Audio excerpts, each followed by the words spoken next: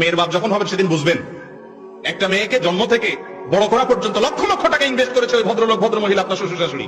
আজ তো মেয়েটা উঠাই দিছে আপনার কাছে, সারা পড়ালেখা করেছে মেয়ের বাপে, সার্ভিসটা নিবে কে? কথা বলেন।